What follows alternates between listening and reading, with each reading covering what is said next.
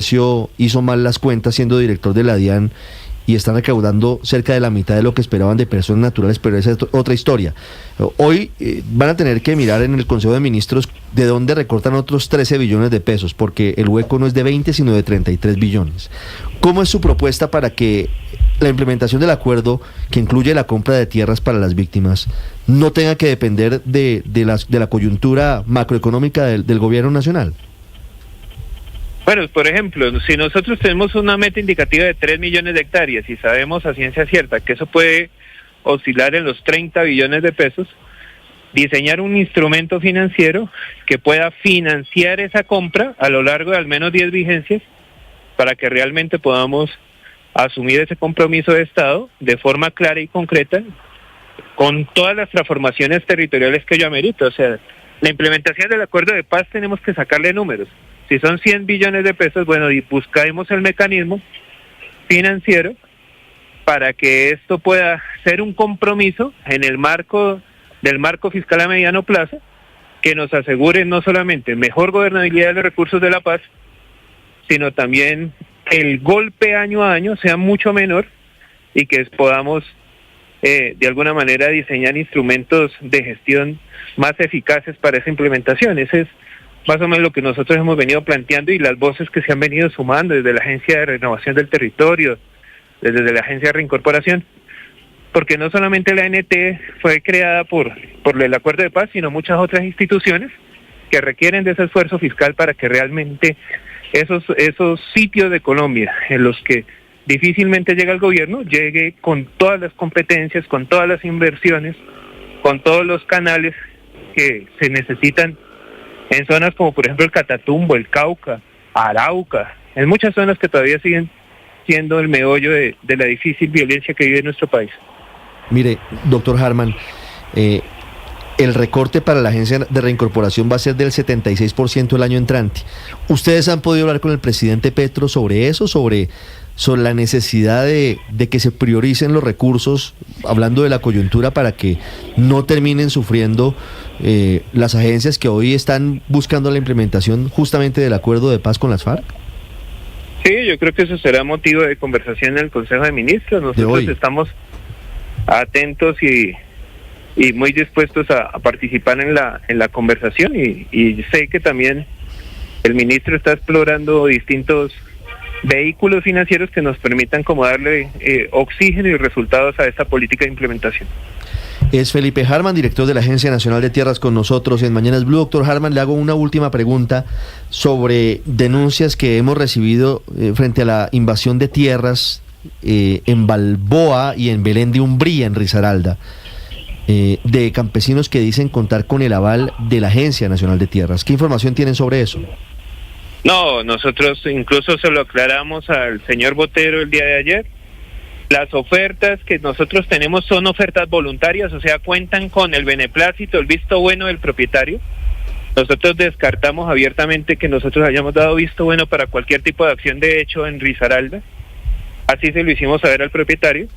Aquí hay unos canales concretos. Hoy nosotros nos estamos concentrando en ofertas voluntarias.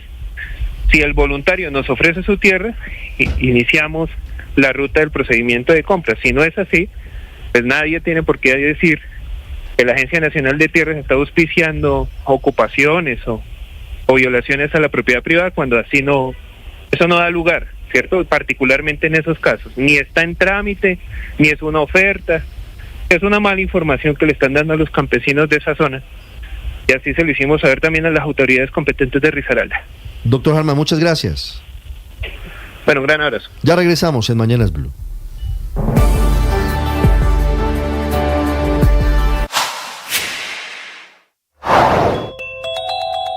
La historia del ICETEX, la confirmación del presidente Petro de su intención de marchitar el instituto que brinda garantías de préstamos para millones de jóvenes que han estudiado en universidades privadas gracias al Instituto Colombiano de Crédito para Estudios Técnicos en el Exterior. El presidente dice que a través de un proyecto de ley pretende que el ICETEX sea un banco ya lo es. El presidente pretende que sea financiado con dineros privados y no con dineros públicos.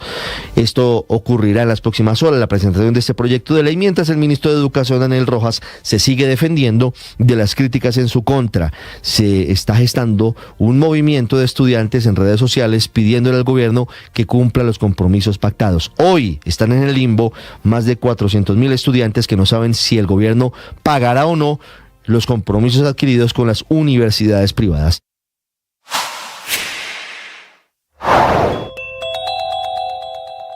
Emilio Archilax, alto consejero para la consolidación y la estabilización, explicó en Mañanas Blue cómo se dio la implementación del acuerdo de paz durante el mandato de Iván Duque, desvirtuando las afirmaciones del expresidente Juan Manuel Santos, quien dijo que durante ese gobierno no se avanzó en el proceso. El presidente Duque le dio a la implementación la máxima importancia posible. Tuvo una consejería que reportaba directamente a la presidencia. Expidió la política de implementación. Muy rápido extendimos la ley de víctimas durante 10 años más. Tuvimos el presupuesto más alto que ha habido para reparación de víctimas. El proceso de reincorporación, todos los apoyos a las personas que estaban en reincorporación se iban a acabar legalmente. Incorporamos en el Plan Nacional de Desarrollo que ese acompañamiento iba a ser durante todo el tiempo que fuera necesario. Creamos la hoja de ruta para la reincorporación y hoy en día ese es un proceso que es muy exitoso. El líder del Partido Comunes ha dicho que le fue mucho mejor con el presidente Duque que con el presidente Petro. No se pierdan esos contenidos, suscríbanse a nuestro canal de YouTube. En Blue le ponemos cara a la radio.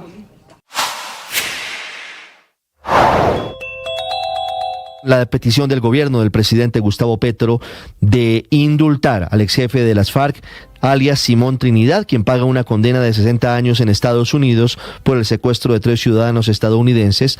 La carta revelada por Noticias Caracol, firmada por el embajador de Colombia en Washington, Daniel García Peña, es una suerte de petición de clemencia al saliente gobierno de Joe Biden contra uno de los cabecillas. Nunca fue miembro del secretariado, pero sí del Estado Mayor de la extinta guerrilla de las FARC, de quien sus antiguos compañeros de armas han solicitado insistentemente, incluso desde la negociación de paz con el gobierno Santos, su liberación. Hoy Trinidad paga una condena de 60 años de cárcel en una prisión ubicada en Colorado.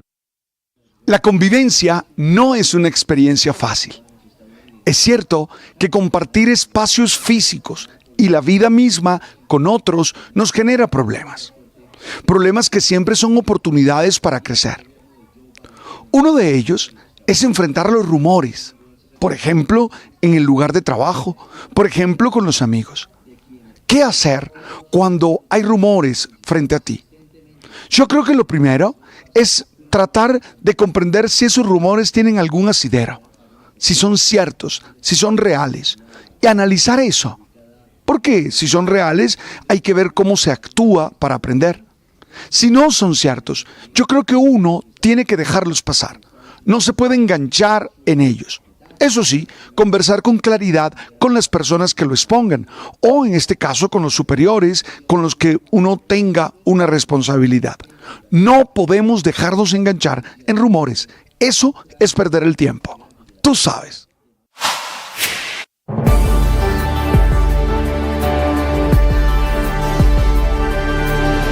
Estás escuchando Blue Radio y bluradio.com. Quedo con una duda, Aurelio. Sí, Ricardo. ¿El ICETEX hoy no funciona en la práctica como un banco? Por supuesto que sí. La definición... Entonces, ¿por qué el presidente Petro dice que va a presentar un proyecto de ley para convertirlo en un banco? La definición institucional del ICETEX es que el ICETEX es una entidad financiera especial, sí, con autonomía administrativa y que depende del Ministerio de Educación. Esto es importante aclararlo. Cuando el ICETEX entró al conglomerado financiero Grupo Bicentenario... Pero ojo. El ICETEX no forma parte del Grupo Bicentenario. Mire que el decreto del Grupo Bicentenario dice esto. Dice, mire, todas las instituciones que se adscriben al Grupo Bicentenario, sí, mantienen la autonomía, la autonomía del ministerio originario, sí, o sea, que ni así.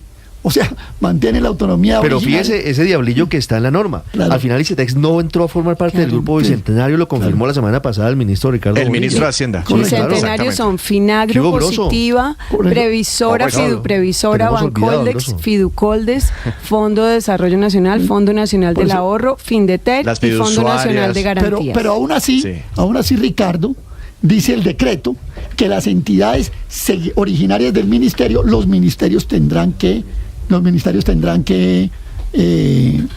mantener las políticas que deben regir las instituciones.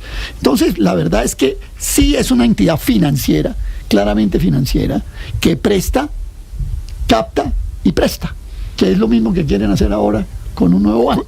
Claro, el presidente diferencia Petro sería ¿cuál? anuncia un proyecto de ley para que, según dice él, los privados financien ICETEX. Eso sería la diferencia, ¿no? Que sería que lo que se hace es con la plata de las personas privadas sí y no, porque hoy el privado es el que le paga, pues el estudiante es el que le paga al ICETEX. ¿Cómo van a hacer para que los privados subsidien tasas? Claro. O sea, eso es completamente contrario al mercado. Una idea sacada del sombrero. En medio de la polémica, el presidente Petro le explota una crisis que no veía venir por la incompetencia de su ministro de Educación. Caterina Ávila. Ricardo, buenos días. Aunque hace 2 meses el ministro de Educación, Daniel Rojas, aseguraba que el ICETEX tenía que acabarse en su misión de prestamista y de banco, este fin de semana la propuesta fue un proyecto de ley para transformar a la entidad en la banca del saber, pero financiada por el ahorro del público. Así lo explicó el jefe de esta cartera en su cuenta de X, escribiendo: Lo ideal es que el ICETEX, además de sus inversiones, también obtenga recursos captando ahorro del público como banca de primer piso para apalancar créditos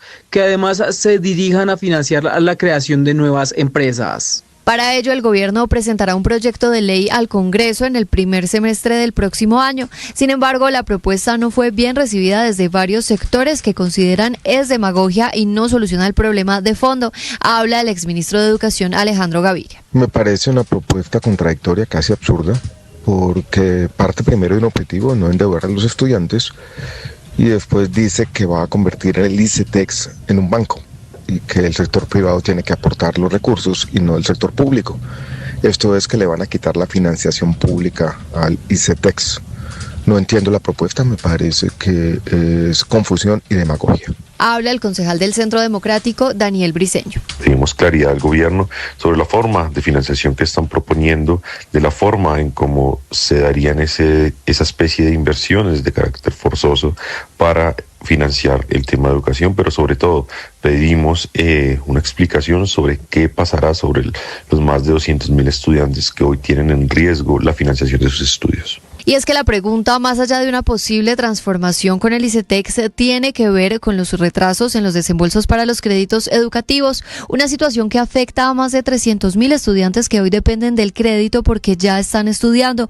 Mientras tanto, el presidente Gustavo Petro respaldó la propuesta de Daniel Rojas y explicó que el ICETEX ya es un banco, por ende lo que se busca es que la ley permita recaudar ahorro del público, y por eso el mandatario hizo un llamado a los grandes empresarios del país para que hagan sus movimientos financieros allí para potenciar, dice él, la educación superior en Colombia. Cabe mencionar que son 2 las situaciones que hoy tienen en veremos el futuro de la entidad, que no se han girado a las universidades recursos por 420.000 millones de los créditos de este año, y además que está en el limbo la convocatoria del otro semestre por la falta de 1 billón de pesos. Caterina Ávila, Blue Radio. Caterina, gracias, 9:14 minutos. Manuel Acevedo fue presidente del ICETEX durante el gobierno de Iván Duque entre 2018 y 2022. Doctor Acevedo, buenos días. Ricardo, muy buenos días. Un saludo muy cordial a ti y a toda la mesa de trabajo. Académico, rector de universidad. Doctor Acevedo, ¿en la práctica cambiaría algo en lo que se conoce de la propuesta del gobierno del presidente Gustavo Petro frente a lo que funciona hoy desde el ICETEX al convertirlo supuestamente en un banco? Pues Ricardo, yo creo que hay 3 problemas diferentes que están tratando de convertir en uno solo bajo la premisa de que el ICETEX hace que los jóvenes se suiciden. Primero, el ICETEX no hace que los jóvenes se suiciden, esto es una falacia que siempre ha sido puesta sobre la mesa como un argumento para tratar de desviar la atención de lo que verdaderamente es importante. Lo que es importante es que el ICETEX es una entidad que pertenece al gobierno nacional, que tratándose de una entidad financiera, su vinculación matriz es Hacienda, pero misional es educación, y es una entidad que desarrolla políticas que buscan el acceso de los jóvenes a la educación superior, como lo es la universidad gratuita, como lo es cualquier otro tipo de programas. Si el ICETEX se convierte en un banco, la estructura que hoy tiene desde el punto de vista financiero va a ser totalmente distinta, y eso no va a hacer que las tasas de interés sean más bajas. Eso no va a hacer que la entidad tenga mejores o iguales niveles de servicio de hoy. De hecho, habría que transformar todas las oficinas que tiene, que son más de 70. Hoy son oficinas de atención al usuario, no son oficinas que tienen cajas fuertes ni tienen dispositivos de seguridad. Lo que tendría que hacer el ICETEX en adopción de unos mecanismos de seguridad por los protocolos de Basilea no tiene nombre y no tiene un valor. Colombia no ganaría un mejor banco, mucho menos en esta época en que los bancos son digitales, y sí perdería un instrumento que ha probado ser eficaz y ejemplo en América Latina de oportunidades de acceso a educación superior. El problema que están escondiendo es que con un modelo muy eficiente, cuando se miran los números y los datos, se confirma que se convierte en una tasa de interés baja. Hay un programa estatal que dice: yo asumo la tasa de interés de los jóvenes más vulnerables. El gobierno no ha asumido, y esto era un pacto sagrado durante muchos gobiernos, en el que los recursos de subsidio a la tasa, el subsidio de sostenimiento, siempre estaban priorizados tanto en los recursos del Ministerio de Educación Nacional y en las transferencias que hacía el ICETEX. Hoy no se ha hecho. Esto es lo que genera incertidumbre. A los jóvenes no les están llegando los subsidios que les corresponden, y la entidad no puede encontrar recursos que no tiene para suplir una tarea que no es suya. Doctor Acevedo, hoy los jóvenes que tienen un crédito con ICETEX, ¿le pagan esa plata al ICETEX? Dividamos esto en dos. El ICETEX utiliza un mecanismo de fondeo para poder tener los recursos que le giran las universidades. Históricamente el ICETEX ha utilizado operaciones con el crédito multilateral, y durante el gobierno del presidente Duque, por primera vez en la historia, se hizo una emisión de bonos sociales en la Bolsa de Valores de Colombia. Estas son las dos grandes fuentes de recursos. Este es el capital. El ICETEX le presta este dinero a los jóvenes, y los jóvenes, en la medida que van pagando su crédito, este capital retorna, y este capital a su vez entonces sirve para pagar ese dinero que se adquirió. La tasa de interés es el resultado de el costo del capital, el riesgo de no pago y el componente administrativo de la entidad. ¿Qué dice el gobierno nacional? Para los jóvenes más vulnerables, yo me hago cargo de esa tasa de interés. Lo que está pasando cuando entonces un joven paga, el joven está pagando es el capital. El gobierno nacional le está pagando la tasa de interés al ICETEX, por eso son las transferencias que hace cada año. Hoy los jóvenes están cumpliendo, porque cuando pagan su cuota están pagando el capital. El que todavía no ha cumplido lo que tiene que cumplir en este año 2024 es el gobierno nacional. Y doctor Acevedo, si el ICETEX se convierte en un banco de primer piso, ¿quién entonces subsidiaría esa tasa de interés, sobre todo para los jóvenes más vulnerables? ¿El gobierno dejaría de hacerlo? Y si es así, ¿quién asumiría ese compromiso? Pues el gobierno nacional asumió. Cada vez que se otorga un crédito nuevo, se otorga con la promesa de que durante la vida de ese crédito el gobierno nacional paga, subsidia esa tasa de interés. Vuelvo y repito, esto ha sido un pacto sagrado. Un crédito educativo puede tener fácilmente una vida de unos 10, 15 años, 5 años de estudio y 5 o 10 años de periodo de pago. Por ello, cuando se otorgan, se tiene la garantía de la nación de que esa tasa de interés va a ser subsidiada. A mí me preocupa que los jóvenes, que bajo esa promesa que les dio Colombia, muchos de estos jóvenes son víctimas de muchas vulneraciones de sus derechos, hoy estén dudando de que nuestro país, de que con el dinero de los contribuyentes, que es de donde se nutre el presupuesto general de la nación, pues les estemos diciendo, ya no vamos a seguir cumpliendo la promesa. De aquí en adelante, ¿podrían otorgarse otros créditos sin subsidio? Yo creo que sí, pero me parecería totalmente regresivo.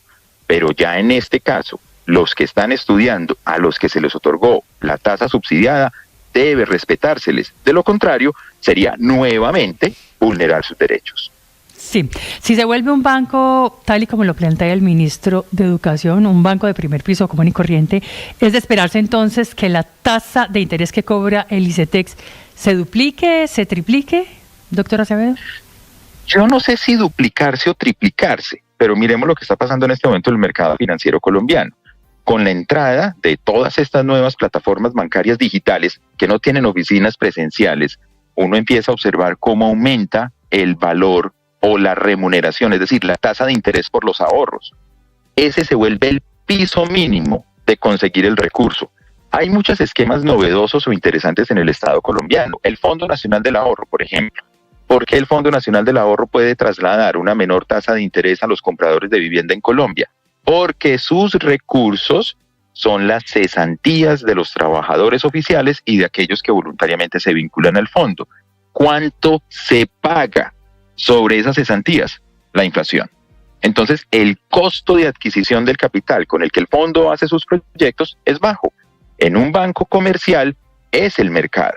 Y si el mercado te dice que las plataformas están pagando una tasa de interés del 12% anual mínimo, ese va a ser tu costo de capital. Por lo tanto, no creo que vaya a ser mucho más eficiente de lo que es hoy y no creo que esto vaya a mejorar las condiciones de otorgamiento de tasa. Y el subsidio de tasa está inventado para todos los sectores. Hay tasa subsidiada en vivienda, hay tasa subsidiada en agricultura, hay tasa subsidiada en infraestructura, hay tasa subsidiada inclusive en tejido empresarial. Colombia le subsidia a los empresarios la adquisición de bienes de capital con subsidios del presupuesto general de la nación. ¿Por qué no habríamos de hacerlo para la educación? Sí. Doctora Acevedo, quiero preguntarle sobre lo que ha negado insistentemente el ministro de Educación, Daniel Rojas. Él dice que con estas medidas, uno, con el freno a los giros, porque hoy todavía no se han dado los recursos para que se abran las convocatorias nuevas para créditos para el año entrante, y dos, con la situación de incertidumbre de cerca de 300.000 jóvenes que hoy no saben si tendrán o no estudio el próximo semestre porque el gobierno no ha girado. Él niega, el ministro Rojas, niega que el gobierno Petro esté intentando o busque marchitar al ICETEX. ¿Usted en la práctica considera que eso es cierto o considera que en la práctica sí están haciendo eso en este momento? Yo siento que se están generando dos fenómenos. Primero, esto contribuye a una pérdida de confianza del país en el ICETEX.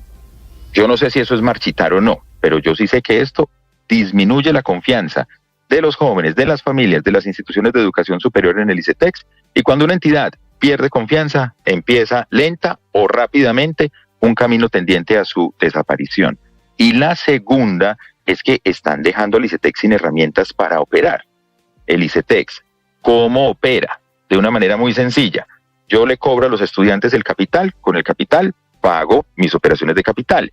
Yo recibo del gobierno nacional el pago de las tasas de interés que no le estoy cobrando al joven, y con esto entonces opero como entidad. Si no le transfiero los recursos, pues le estoy diciendo, deja de operar. ¿Es una acción premeditada o es simplemente un fallo de cálculo e inexperiencia? Prefiero quedarme con la segunda, porque yo creo que en medio de todo, las voces que se están hablando, todas estas opiniones que se están dando, pues están ayudando a que el país conozca y comprenda mejor una entidad que en sus 74 años de historia ha permitido a más de 5 millones de colombianos, posiblemente algunos y muchos de ellos trabajan en Blue, hayan sido capaces de poder, a través de la educación superior, construir un camino de vida diferente. Pues, doctora Acevedo, entre ellos, ¿quién le habla?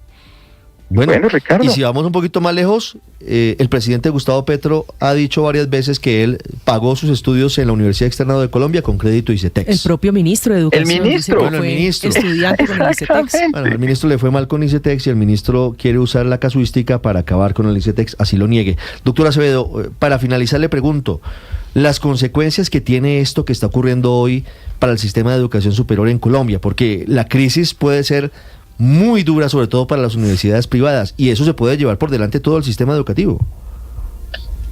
Yo creo que, muchas instituciones de educación superior, especialmente las privadas, como ustedes bien mencionan, están empezando a enfrentar situaciones de caja. ¿Qué pasa en una institución de educación superior? Yo que fui rector de una de ellas. La caja es con lo que yo pago los salarios. Los salarios son el 80% del presupuesto de una institución. Si a mí no me llega el dinero que me debió haber llegado posiblemente desde el mes de agosto o septiembre, pues en otras épocas se giraba en agosto y en septiembre, pues hoy estoy viendo cómo voy a pagar la nómina de diciembre, que entre otras tiene prima. ¿De dónde lo voy a sacar? Entonces, ¿qué tengo que hacer? Tengo que salir a buscar posiblemente un crédito en un banco privado que me va a cobrar una tasa por un dinero que yo ya debía tener en mis cuentas. Y esto va a ir agravando la estabilidad financiera de las instituciones de educación superior. Pero lo segundo, si no hay garantía de recursos para el próximo año, pues va a haber menos estudiantes que con deseo de estudiar, con voluntad de hacerlo, lo puedan llevar a cabo. Y se va a ir reduciendo la base estudiantil. Y un tema que a mí me inquieta profundamente. Todos sabemos que hay una regla de oro en el funcionamiento del Estado. Y es que yo solamente puedo trabajar con el dinero del año en el que estoy. Yo en el año 2024 solamente puedo trabajar con el presupuesto del 2024. Yo no puedo decir, mire, me ahorré una plata en el 2023, entonces déjemela usar en el 2024. No, eso no es permitido. Y yo tampoco puedo decir que un gasto del 2024 lo voy a hacer con plata del 2025. No, eso no está permitido. Si el gobierno este año no gira lo que debe girar para que ICETEX pueda a su vez cumplir con lo que ya se comprometió a cumplir, yo veo muy difícil que el año entrante vayan a resolver la situación. Si la solución no sale en cuestión de días, porque es que este mes ya se nos acabó, noviembre, y diciembre ya sabemos la velocidad a la que se mueve, puede esta situación no solamente agravarse, sino agravar un sistema que es un sistema mixto, donde el 50% de los estudiantes de educación superior en este país están en instituciones no oficiales.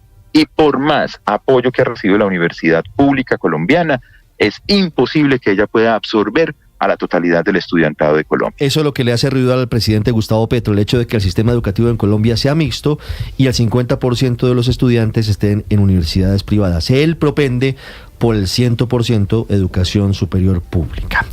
Doctor Acevedo, muchas gracias.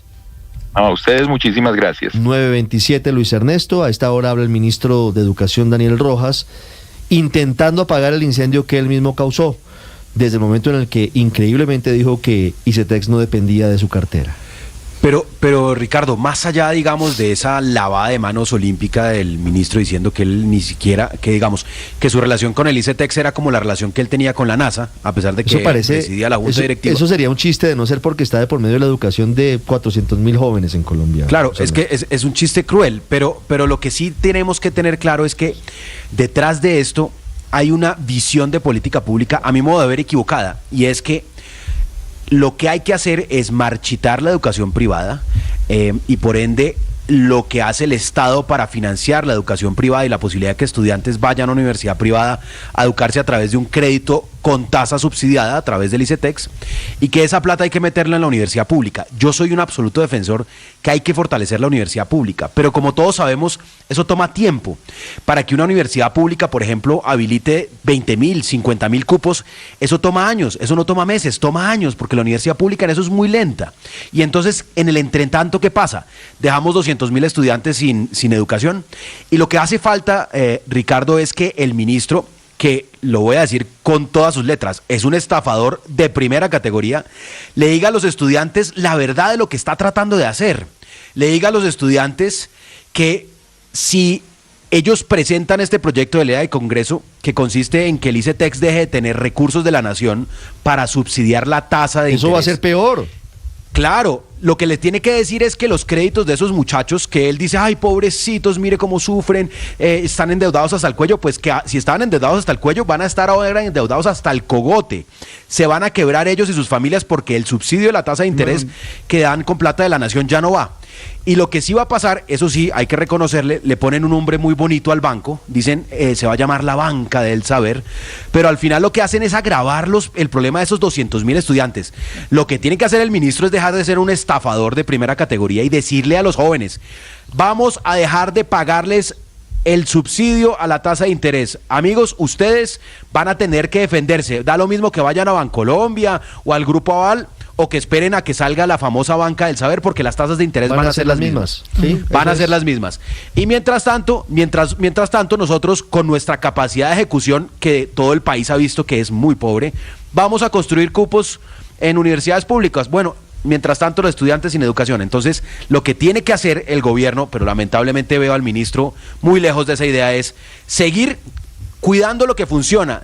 Si los créditos del ICETEX tienen endeudados hasta el cuello a los jóvenes, pues cumplan lo que prometieron en campaña, que era condonar deuda, reducir aún más la tasa de interés, cuidar y que lo que hay, mejorarlo, no destruirlo. Y mientras tanto, ir construyendo los cupos de educación pública, que eso es deseable, pero que toma mucho más tiempo. Y dejar a 200.000 estudiantes obviamente volando. Álvaro, dice hasta ahora el ministro que es mentira que se esté marchitando el ICETEX, que los estados financieros son públicos y son sólidos, que el ministerio no ha solicitado los giros al Ministerio de Hacienda, es mentira, que se le adeudan 400.000 millones a las universidades privadas, dice que tampoco es cierto, que ICETEX está honrando los compromisos. No dicen lo mismo, Álvaro, los muchachos que hoy están en el limbo frente al próximo semestre. El error del ministro es no dar una discusión abierta. Ese tema de si los recursos públicos deben ir más a educación pública que a educación privada es válido. Se da en muchas partes del mundo. En Europa tienden más a la pública, Estados Unidos a la privada,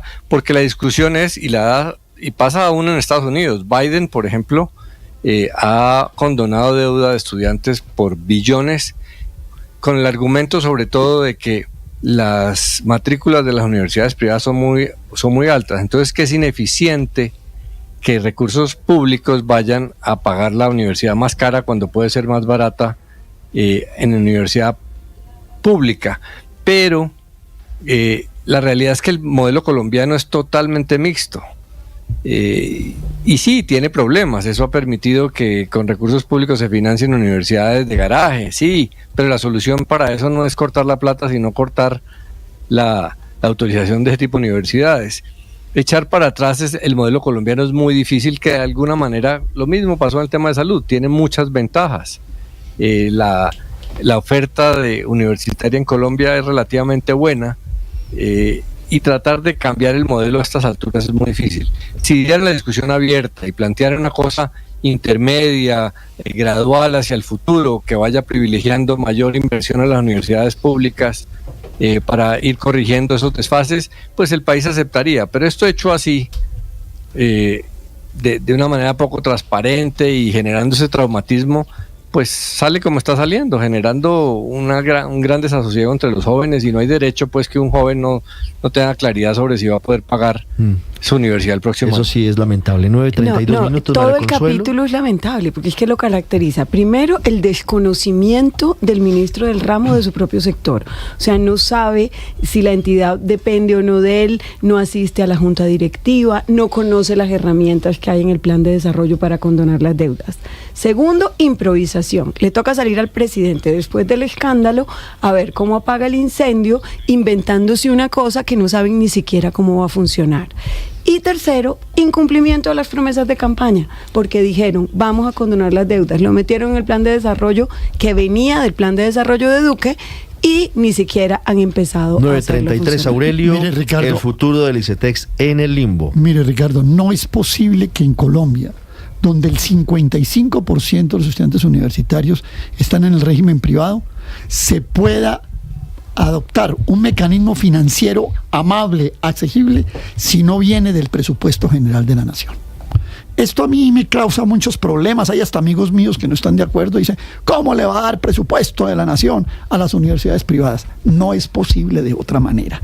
Eso inventarse que la banca del saber y la banca de no sé qué, o ir al Banco Mundial que metió al ICETEX en este proceso de cobros excesivos, de intereses sobre intereses, etcétera. Sí. Eso no es posible. Yo creo que el país lo que tiene que discutir hoy, de verdad, presidente Petro y ministro Rojas, para que hagamos una discusión seria, el presupuesto general de la nación puede ser el fondeo, guardando la tasa del IPC, etcétera, del ICETEX. Yo creo que sí, en la realidad de Colombia. Héctor.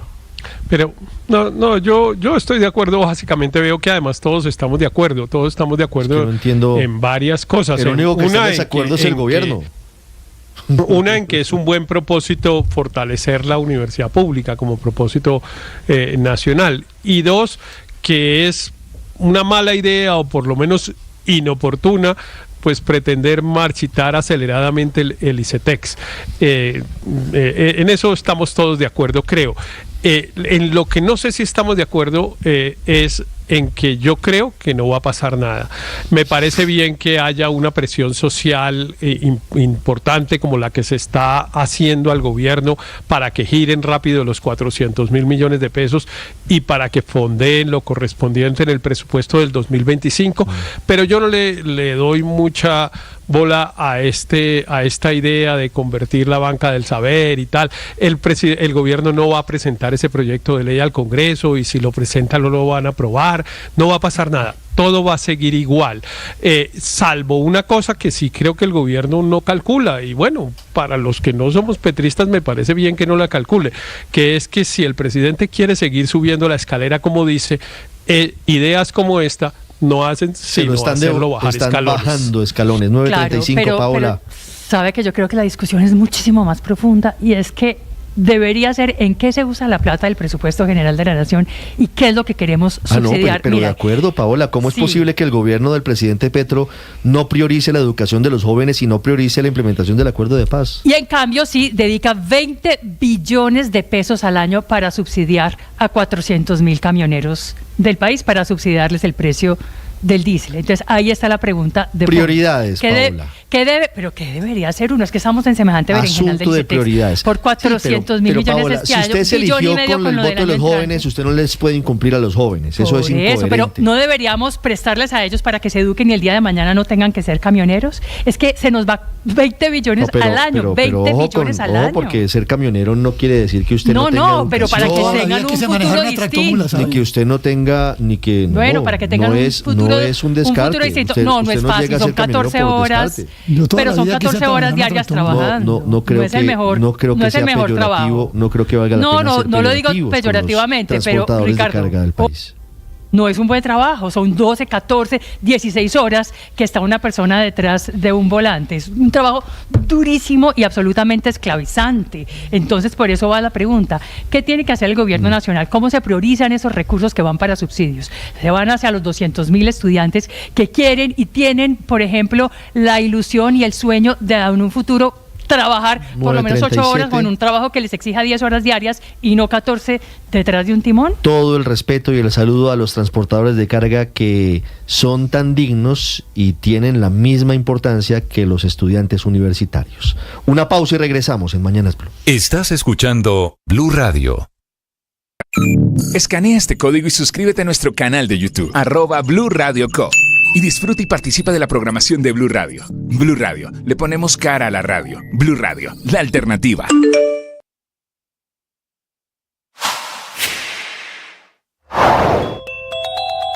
Las autoridades en Lituania no descartan la posibilidad de que haya sabotaje ruso en el accidente aéreo en el que un avión de carga de la compañía DHL se estrelló esta madrugada contra un edificio residencial muy cerca del aeropuerto de Vilna. El piloto del avión era español y falleció en el incidente. Y uno de los miembros de la tripulación, que también era español, se encuentra gravemente herido como consecuencia de este accidente que ha tenido lugar sobre las 5 de la mañana, hora local.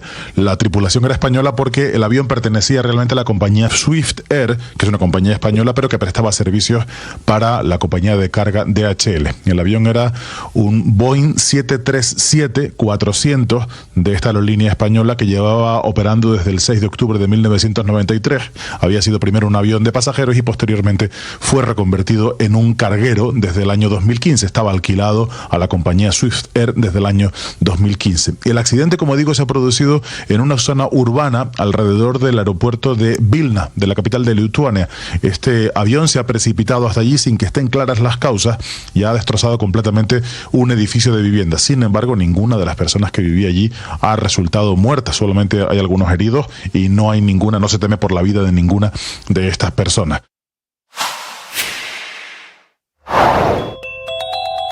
La orden del presidente de la República se cumplió. Finalmente, la Superintendencia de Salud intervino a la EPS Cosalud, que es la quinta más grande del país, con 3.2 millones de afiliados, solo superada por Nueva EPS, Sanitasura y Salud Total. por lo que ya son 8 las EPS intervenidas en Colombia. Era Cosalud una de las mencionadas en las denuncias de corrupción con la mano negra del contratista Mario Urán, una de esas EPS en las que aseguró el ex superintendente había corrupción en Colombia. La denuncia que dejó radicada en la fiscalía el doctor Leal, que era contra EPS intervenidas menos Cosalud, ya en la lista negra del gobierno. Y digo que la orden está cumplida porque fue en el acto de posesión de Giovanni Rubiano como superintendente de salud el pasado 6 de noviembre que el presidente Gustavo Petro habló de las investigaciones, pero no solo le sugirió a Rubiano intervenir Cosalud, sino que aseguró que sus asesores de esta EPS privada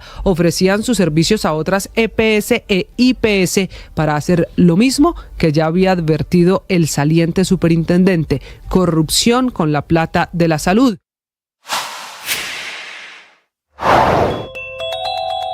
Segunda vuelta de las elecciones presidenciales en Uruguay, recupera el poder la izquierda a través del Frente Amplio con...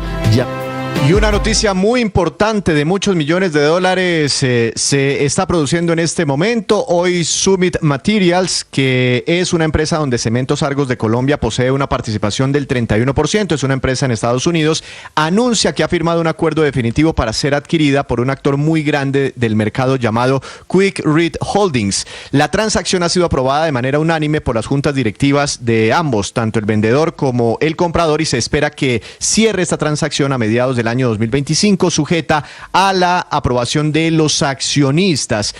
Como el mayor accionista de Summit es Cementos Argos, la compañía colombiana ha firmado, y esa es la gran noticia, un acuerdo a favor de esta operación. Con la oferta lanzada y si se materializa todo este negocio, Cementos Argos recibirá un pago por su participación en Summit Materials cercano a los 2.875 millones de dólares. Ante la duda de si Cementos Argos, que es el mayor inversionista colombiano hoy por hoy en Estados Unidos, con esta venta se va a ir de ese país, la compañía está explicando que una vez ejecutada la operación, la junta directiva de la sociedad definirá qué va a hacer con la plata recibida, considerando el despliegue total o parcial de los mismos recursos en los Estados Unidos. Es posible que mantenga alguna operación allí en Estados Unidos. Faltan unos detalles por definir, pero la noticia relevante para el mercado es que Cementos Argos venderá toda su participación en la empresa Summit Materials en Estados Unidos, por la que recibirá cerca de 2.875 millones de dólares. Noticia económica del momento, noticia empresarial, noticia relevante para los mercados en nuestro país. Estás escuchando Blue Radio.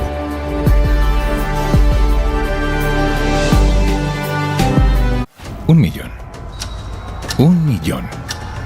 Un millón de noticias, sueños, emociones. Un millón de seguidores. Un millón de seguidores. Un millón. Decirlo suena fácil. Lograrlo es de trabajo. Mucho trabajo. Ya somos más de 1 millón de suscriptores en nuestro canal de YouTube. Y sumando, 1.010.000. Sumando, 1.020.000. Y sumando. Blue, más que radio. Tenemos que hablar de salud mental y por eso esta segunda temporada viene poderosísima. El testimonio de mi colega Claudia Palacios sobre la enfermedad de Alzheimer de su mamá es realmente impresionante. Los invito a escucharnos. ¡Qué locura! Ya está al aire en todas las plataformas de audio, no se la pierdan.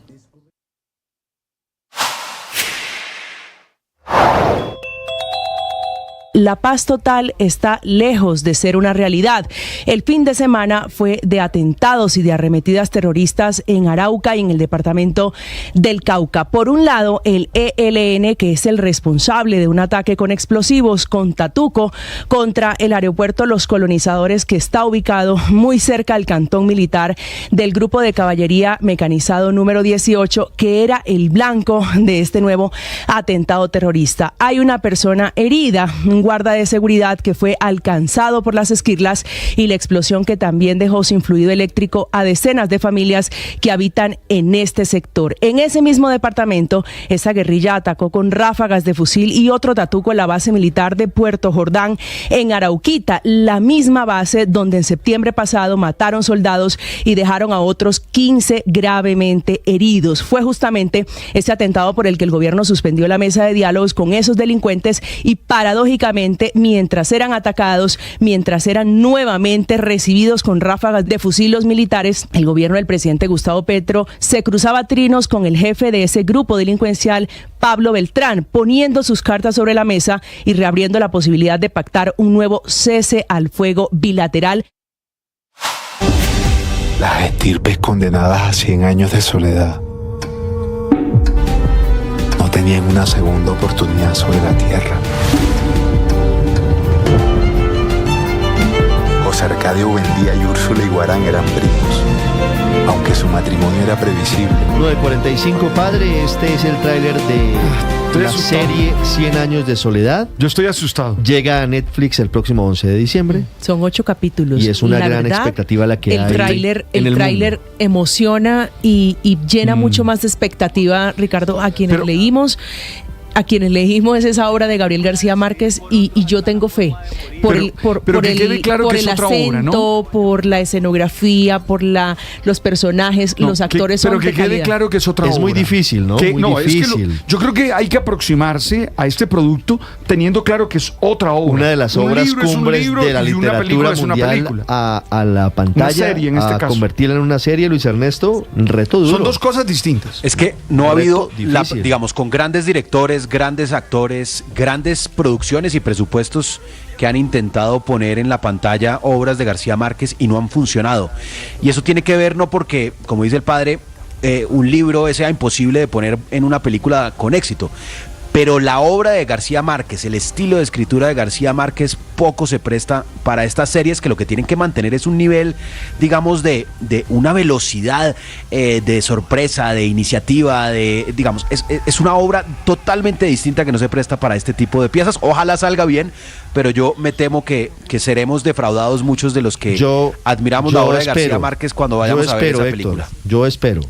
Sí, es difícil, como dice Luis Ernesto, por una razón, porque es que el nivel de descripción detallada de la obra de García Márquez, pues es muy difícil llevarlo a la pantalla por una razón. Yo estoy releyendo El amor en los tiempos del cólera en estos días, por ejemplo, que es una obra extraordinaria, y la manera como está vestida un personaje, el lino blanco, el pantalón, el reloj que lo tiene pues colgado en el pantalón como se usaba, etcétera, todo eso que es media página de un relato extraordinario, pues se convierte en una imagen de 2 segundos en el cine, y no tiene esa riqueza y ese valor de la descripción que lo traslada a uno al lugar y que lo hace prácticamente ver al personaje vestido de la manera como lo describe el escritor. Entonces yo también soy un poco pesimista, pero pues espero bien. Ahora, tuve, y les recomiendo si no lo han hecho, una muy buena experiencia empezando a ver una serie que se está dando en Netflix de Pedro Páramo, esa extraordinaria obra de Juan yo no la he visto. ¿Te gustó? ¿Está bien? Y está extraordinaria. No la he visto toda, pero está extraordinaria y tiene mucho de parecido a la obra de García Márquez. Recuerde usted que Gabo siempre decía que Faulkner y Juan Rulfo eran como sus grandes inspiradores. Mire, me recuerda a María Consuelo Araujo que La Casa de los Espíritus, libro de Isabel Allende, que luego fue llevado a la pantalla, al cine, fue un éxito. Así que hay que darle la oportunidad. Por eso saludamos a Laura Mora, Héctor, la codirectora de esta primera temporada, porque son dos temporadas de 100 años de soledad. Hola Laura, buenos días.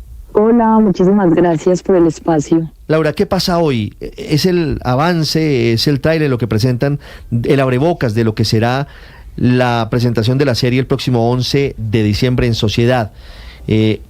¿Cómo va a ser el hecho de pasar de la imaginación que significa la lectura del libro de Gabo, cómo son cada uno de los personajes, y luego llevarlos a la pantalla? Porque aquí usted les está dando rostro a los personajes, a José Arcadio Buendía, a Remedio de la Bella y a todos los personajes de 100 años de soledad. ¿Cómo va a ser ese choque? ¿Cómo va a ser esto? Sí, por ahora pues sale el tráiler, que es muy emocionante, la verdad. Yo tuve la posibilidad de verlo hace muy poco y a pesar de que sé cómo ha sido el proceso y he estado detrás de muchas de las imágenes que están viendo, pues igual es muy, muy emocionante y estamos muy atentos de cómo va a ser la recepción del público nacional e internacional. ¿Cómo fue el trabajo, Laura, de ponerle rostro a los personajes que han acompañado no solo en Colombia, sino en todo el mundo. 100 años de soledad es un libro de la literatura universal. ¿Cómo ha sido personificarlos, darle rostro a cada uno de ellos? Pues yo creo que lo primero es entender que estamos ante una obra que nos supera, que es más grande que todos nosotros, y que aceptar ese reto con la humildad que supone, creo que es fundamental. Son dos lenguajes muy distintos, la literatura y el lenguaje audiovisual. Entonces, pues era un reto enorme de parte del equipo de guionistas y de los directores y de todo el equipo de producción y de diseño de producción, pues aterrizar lo que como bien ha existido en nuestra imaginación. Y seguramente ese Macondo y ese Coronel Aureliano Buendía y esa Úrsula Iguarán, pues no siempre serán iguales a las que cada uno de nosotros ha imaginado, pero lo hemos hecho con responsabilidad, con creatividad, con amor por el libro, con admiración por la obra, y creo que eso es lo que se va a ver en cada una de las imágenes que ustedes van a ver. Claro, Laura, ¿cómo fue el proceso del rodaje, el mayor reto de llevar esta obra a una serie que en principio sabemos tiene 8 capítulos? Bueno, ha sido un proceso muy, muy largo. Somos 2 directores, Alex García, que dirige los capítulos 1, 2, 3, 7 y 8, y yo dirijo el bloque del medio, que son 4, 5 y 6. Hemos tenido la posibilidad maravillosa de trabajar desde muy temprano con las escritoras, encabezadas por Natalia Santa, Camila Brujés, María Camila Arias, Albatros, y eso nos ha permitido de alguna manera como directores estar muy cerca del proceso creativo y poder traer ideas visuales a la escritura. Este es un proyecto enorme, quizás el más grande que se ha hecho en Colombia, uno de los más grandes, sino el más grande en Latinoamérica, con un equipo base de 300 personas y hay veces un equipo que puede llegar hasta los 1.200. Un equipo increíblemente amoroso y comprometido con cada uno de los retos que supone adaptar una obra tan compleja como 100 años de soledad, construir Macondo, construir la Casa Buendía, diseñar el vestuario, el diseño de producción es impecable, el trabajo actoral es absolutamente maravilloso y pues los días de rodaje han sido muy intensos. Yo de hecho en este momento estoy rodando la segunda temporada, la segunda entrega. La primera entrega está compuesta por 8 capítulos, la segunda entrega también será de 8 capítulos y bueno, todo rodaje es como una carrera de obstáculos, pero lo hemos hecho de la mano de un equipo tan increíble que ha sido realmente un privilegio hacer parte de este proyecto. Y desafiante. Laura, usted nos dice, bueno, esta primera entrega es de 8 capítulos, está disponible a partir del 11 de diciembre, pero nos da la buena noticia de que están trabajando ese equipo de más de 1.000 personas que ha llegado a ser el equipo para rodar 100 años de soledad en una segunda temporada. ¿Cuáles son las fechas clave para quienes están esperando este nuevo trabajo, la obra de Gabriel García Márquez? Y el 11 de diciembre sale la primera entrega, los primeros 8 capítulos que te decía, 1, 2 y 3, 7 y 8 están dirigidos por Alex García, 4, 5 y 6 por mí. Salen el 11 de diciembre, repito, la segunda temporada aún no sé cuándo sale, pero bueno, ya llevamos un ratico en ello. Claro, y ahí ya hay una buena noticia con esa segunda temporada. Pero Laura, viendo el tráiler me llamó mucho la atención el acento. Los colombianos, quienes hemos leído a Gabriel García Márquez, sin duda tenemos en la cabeza pues su Macondo, su idea del Caribe colombiano y sus mariposas amarillas. El acento en particular, ¿cómo lo logran en la serie? Pues el acento costeño era fundamental para la construcción, digamos, de toda la serie. Yo sí creo que el lenguaje que se utiliza y cómo hablan los personajes es uno de los grandes retos, porque si bien saben, en el libro no hay grandes diálogos y ese era uno de los grandes retos de las guionistas, poner a hablar estos personajes, cómo hablan estos personajes, y efectivamente el acento caribe era fundamental. Tenemos un coach de acento, no todos los actores son costeños, sí tenemos una gran parte del casting que es costeño y elegimos un costeño porque hay muchos tipos de costeño para unificar de alguna manera ese acento, y escogimos un acento un poquito más neutro, más sabanero. Y como te digo, estamos de la mano de un coach de acento que trabaja con nosotros desde los ensayos, desde la pre, y que está presente con los actores durante el rodaje. Y pues, ¿cómo no hacer Cielos de Soledad con el acento propio del Caribe? Claro. ¿Cómo no hacerlo? Sería, creo que, una gran traición a la obra. No, eso es sacar a Macondo del Caribe colombiano. Laura, y hablemos de la locación. ¿Qué tan fácil fue construir ese Macondo, para seguir con el ejemplo que usted pone? Sí, no, es impresionante. Las locaciones han sido increíbles. La historia empieza en la ranchería, que es en un lugar cerca a Valledupar, y luego todo Macondo y la Casa Buendía se construyeron en Ibagué, que es algo que le causa mucha curiosidad a la gente, cerca de Ibagué, más precisamente en Alvarado, que es una zona muy tropical también, que tiene la línea montañosa que puede ser semejante a lo que se precisa en el libro. Y acá tuvimos la oportunidad de construir una cosa impresionante que nunca se había visto en Colombia, construir ese Macondo, construir la Casa Buendía. Hemos rodado aquí casi todo el tiempo, hicimos un par de interiores en Honda, pero de resto ha sido todo construido aquí en este Macondo. Mucha gente se pregunta por qué Ibagué, y pues Ibagué tiene las condiciones climáticas tropicales, y por otro lado nos da la ventaja de estar cerca de Bogotá en términos de facilidades de producción, ¿no? Entonces es aquí donde hemos tenido el privilegio de vivir todos estos meses y deslumbrarnos cada mañana con este paisaje y con este lugar tan impresionante. Laura, quisiera preguntarte por el realismo mágico de García Márquez. ¿Se pudo plasmar en estos primeros 8 episodios que son la primera temporada? Pues mira, yo creo que fue muy importante aterrizar un poquito el concepto de realismo mágico, porque hay una tendencia a asumir que el realismo mágico es una suerte como de fantasía, como algo fantástico, y realmente el realismo mágico es más una lectura poética del mundo que Gabriel García Márquez veía a su alrededor. Esas cosas que para unos, sobre todo quizás para los lectores extranjeros, parecen descabelladas y salidas de la realidad, en el Caribe colombiano y creo que en general en Latinoamérica pasan. Y él tiene la inteligencia y la brillantez de plasmarla desde un lugar poético. Entonces creo que fue muy importante para nosotros intentar no abordarlo desde la fantasía, sino desde el realismo y desde la poesía y desde el delirio.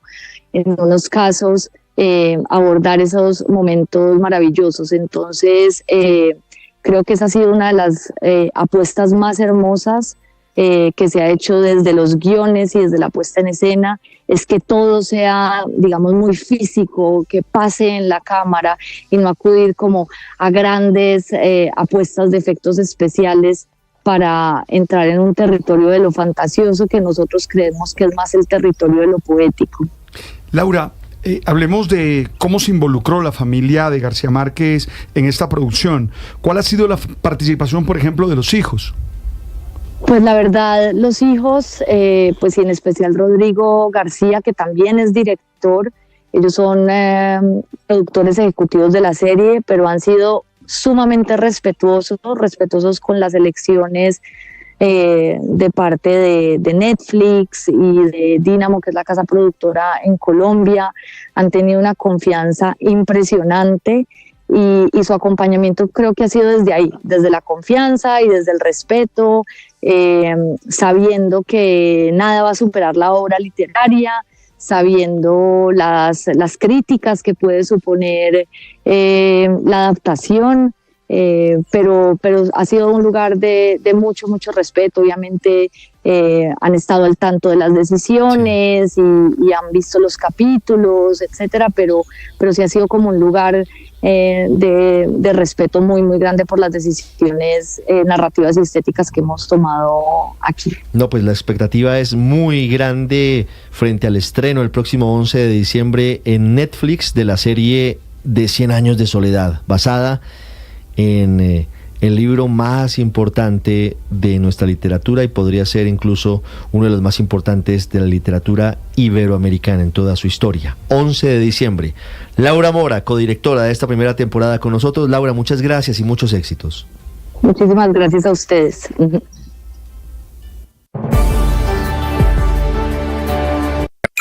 Escanea este código y suscríbete a nuestro canal de YouTube, @Blue Radio Co. Y disfruta y participa de la programación de Blue Radio. Blue Radio, le ponemos cara a la radio. Blue Radio, la alternativa.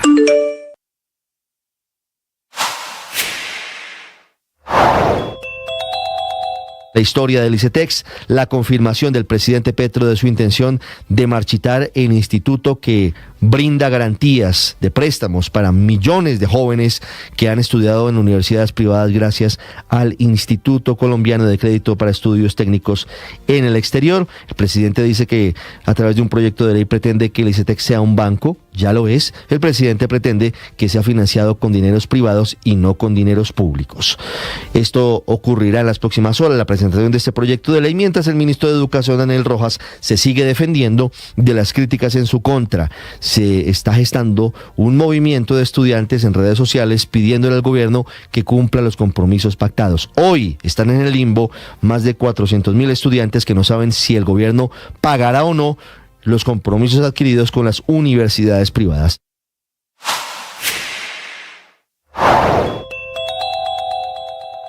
Emilio Archilax, alto consejero para la consolidación y la estabilización, explicó en Mañanas Blue cómo se dio la implementación del acuerdo de paz durante el mandato de Iván Duque, desvirtuando las afirmaciones del expresidente Juan Manuel Santos, quien dijo que durante